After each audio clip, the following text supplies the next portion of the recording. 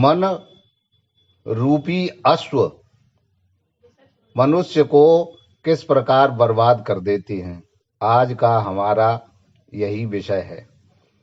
किसी नगर में एक साहूकार रहता था। उसके घर में एक कन्या का जन्म हुआ। जब वह विवाह योग्य हुई तो साहूकार ने उसके विवाह की सोची, लेकिन वह गुण सुंदरी कन्या विवाह करना नहीं चाहती थी।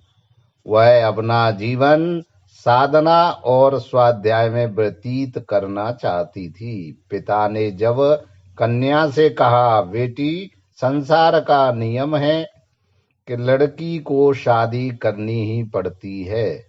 प्रत्येक पिता अपनी पुत्री का कन्यादान सामाजिक रीति रिवाज से करता है, इसलिए उसे शादी कर लेनी चाहिए। पिता के बहुत समझाने पर वह गुणसुंदरी कन्या मान गई और उसने शर्त रखी कि वह बूढ़े व्यक्ति से शादी करेगी। ऐसा इसलिए कि वह अपनी साधना व्रत भी रख सकेगी और सांसारिक लोकापवाद भी झेलना नहीं पड़ेगा। गुण सुंदरी की शादी वयोवृद्ध के साथ हो गई। बूढ़े की सेवा और ज्ञान प्राप्त करते करते बहुत समय बीत गया। अब प्रकृति ने गुण सुंदरी की परीक्षा लेनी चाहिए। एक रात घर में चोर घुसा। वह बड़ा रूपवान था। गुण सुंदरी का मन विचलित हुआ और वह अपनी साधना भूलकर उस पर आसक्त हो गई और उसे अपने घर में रख लिया। एक दिन विचार आया कि बूढ़े पति को मार दिया जाए तो कोई कांटा नहीं बचेगा। ऐसा विचार कर उस स्त्री और चोर ने बूढ़े का गला दबाकर उसे मार डाला। सुबह होते ही रोज की भांति चोर घर से जाने लगा।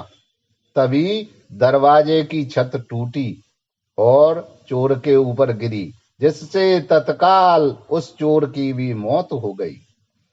गुण सुंदरी यह देखकर सन्न रह गई और सोचने लगी कि भगवान ने ये क्या कर दिया।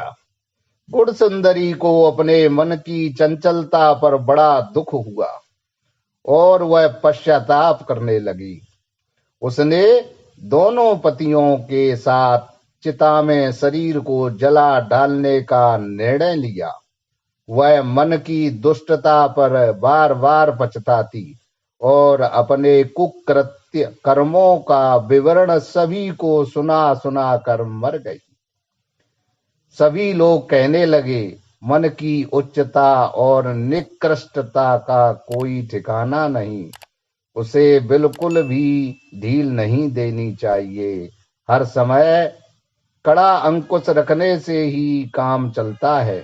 गृहस्थ मनुष्यों का निर्वाह ऐसी ही कठिन परिस्थितियों से बंधा हुआ है, जिसके अनुबंध, अनुशासन, आत्मनियंत्रण को सबसे अधिक महत्व दिया जाना चाहिए।